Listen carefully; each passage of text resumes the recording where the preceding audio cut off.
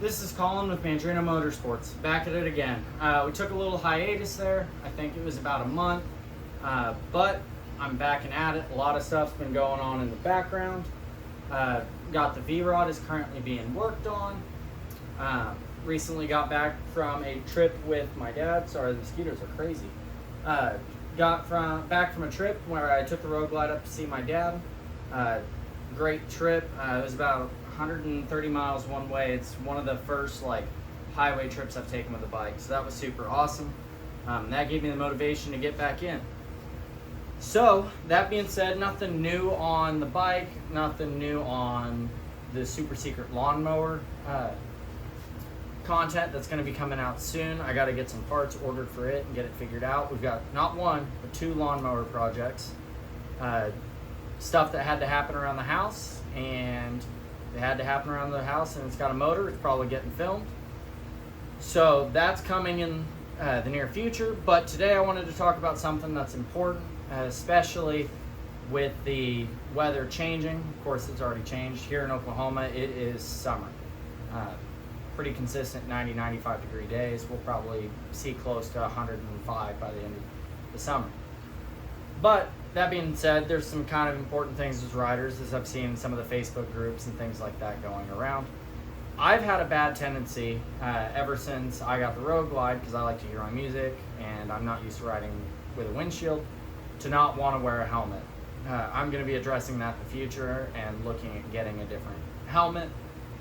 But in the meantime, I figured we could talk about just kind of some proper PPE when you're riding, things I recommend, things I don't recommend, and with that being said, kind of let's get into it. So Oklahoma has a really diverse riding season depending on how you ride. I'll ride basically anywhere from 40 degrees to, peak at I've ridden in 105, which is a little rough. But gear for that is important. So we can start with kind of something I would wear more in the winter, and then into the fall. Layers are important. Anybody who rides a motorcycle can tell you that. So one of the very first things I'm going to grab in the winter is this jacket that was actually given to me by my mom and my stepdad. And it is a Harley Davidson. It's waterproof. Kind of hold it up better for you. This is definitely one of my favorite riding jackets that I have. There's a couple really key important things with it that make it that way. It has adjustable sleeves, so you can actually unsnap these snaps and make the sleeves bigger or smaller. So that helps with that layering like I was talking about. When I wear a hoodie, typically I'll go with the larger sleeve. When I'm just wearing the jacket, when it's 60 degrees outside, I typically button the sleeve smaller. The other huge thing that's really, really great with this jacket, let's see if I can get a good shot of it here, is these vents.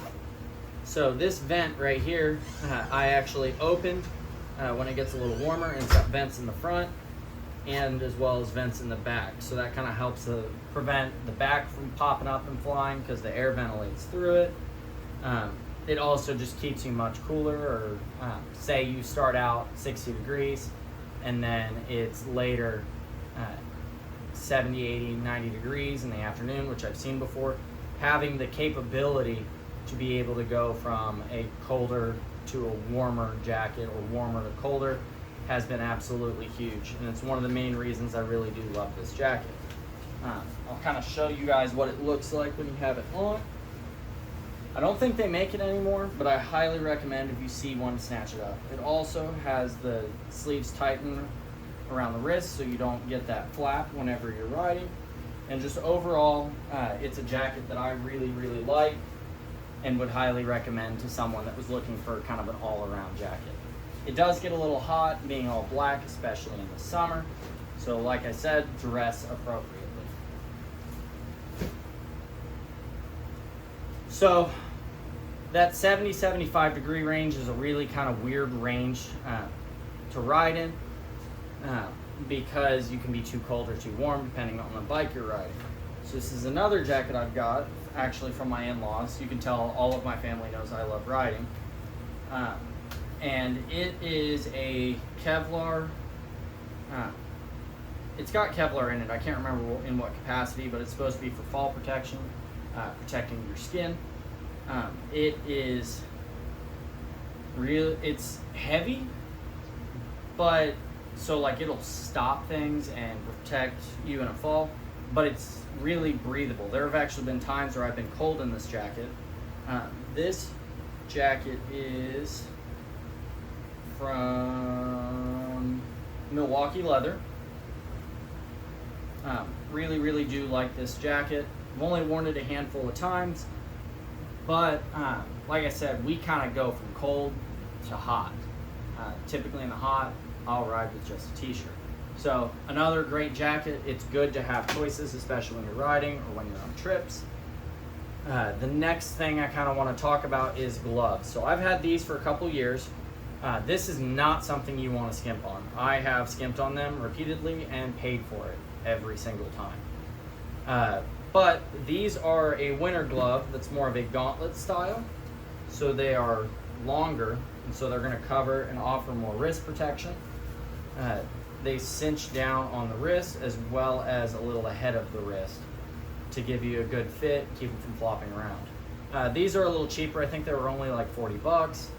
So they help, but I definitely, over periods of time, you can actually look and see charts of how cold it gets, how fast it does when you add speed.